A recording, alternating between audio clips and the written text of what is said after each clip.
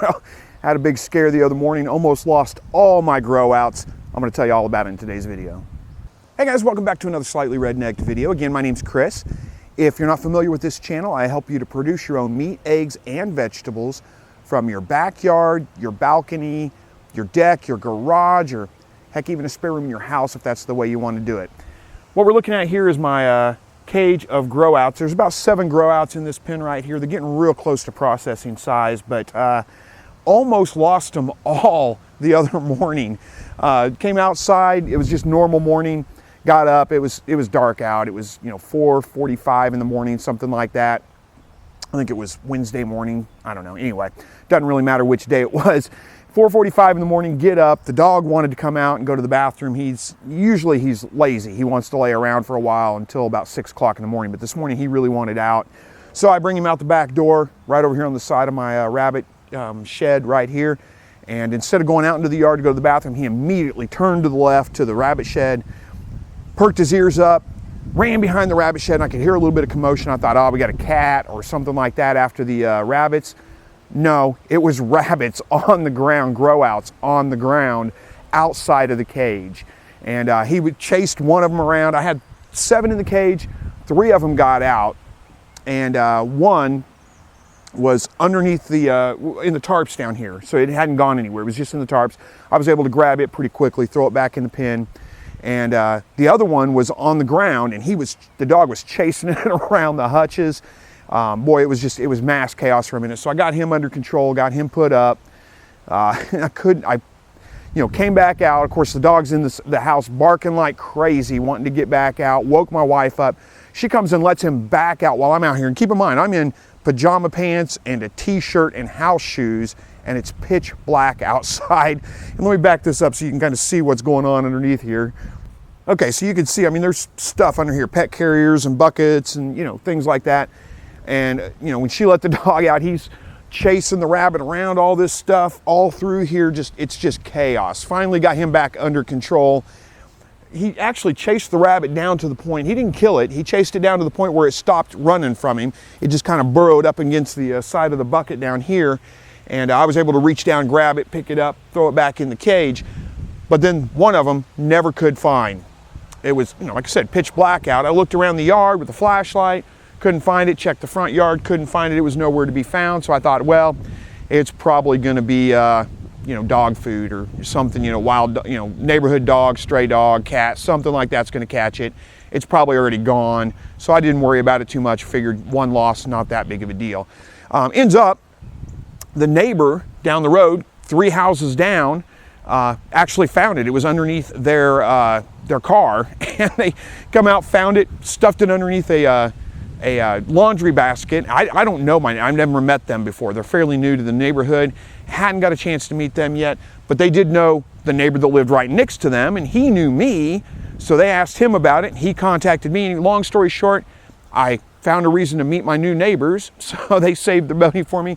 Ended up getting them, putting them back in this cage. If you guys have been following my channel for a little while, I had my doe in this pen right here. I had the grow outs in this cage right here, and now they're switched around. So what had happened, let me bring you in a little bit closer and I'll show you exactly what happened and kind of the moral to this story.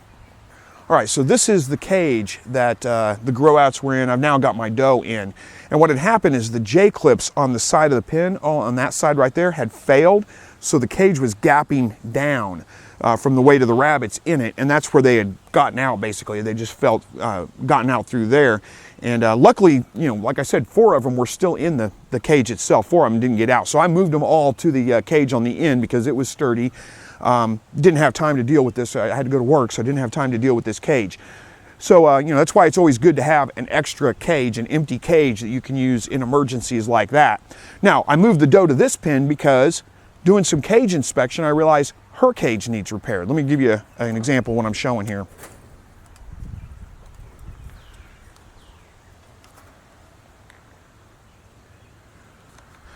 Okay, hopefully you can kind of see this, but there's gaps right here where the J-clips have failed, and I've got some cage wire that's come up off the bottom, so I need to replace the bottom of this cage. It's also gapping out on this side. Let me bring you over here.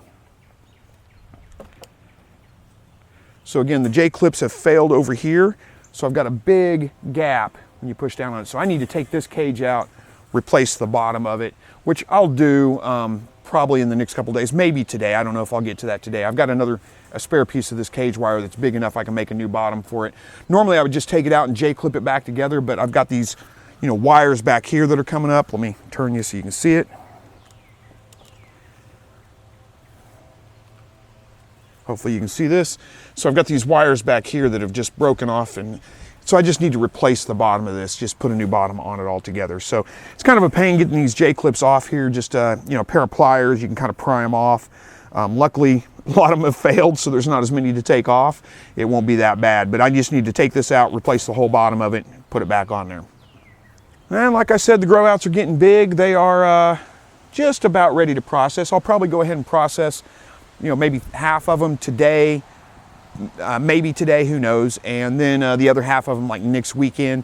That way I don't have to take up so much fridge space letting them rest in the fridge. If I do them all at one time, it's a lot of rabbits to try to fit in my refrigerator. I don't have that much room in there, so I do sometimes like to just spread it out, do about half. And it also frees up space in the cage. I mean, they are starting to get just a little bit crowded here. They don't mind it. I mean, they're litter mates. They're all used to being right close together, and you can see they got this whole cage. Instead, they all pile up on one side or the other, but still it's starting to get a little bit crowded, so I think I will take care of that.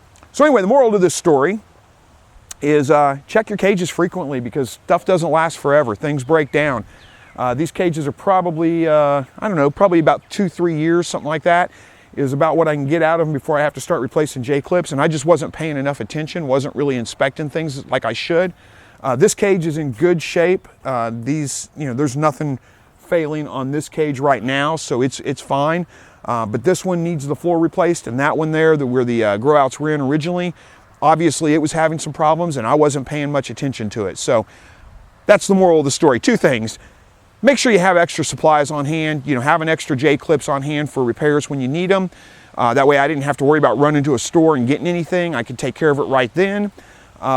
Make sure you have extra cage wire, because you are going to have to replace, floors. Very seldom do I ever have to replace walls or roofs or anything, that kind of stuff, but the floors do tend to wear out, and those are the things that I need to replace. So I always keep that extra wire on hand. I always keep J-clips on hand, and extra water nipples and the tees, all those kinds of things. Always have extras of those on hand to make repairs whenever I need to. But anyway, got lucky. Rabbits get out. It's incredibly hard to catch them, especially domesticated rabbits, white rabbits that show up and just like a beacon for every stray animal in the neighborhood to come after. Got very, very lucky. I didn't lose any at all.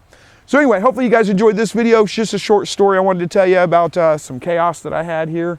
And thank you so much for watching. As always, God bless.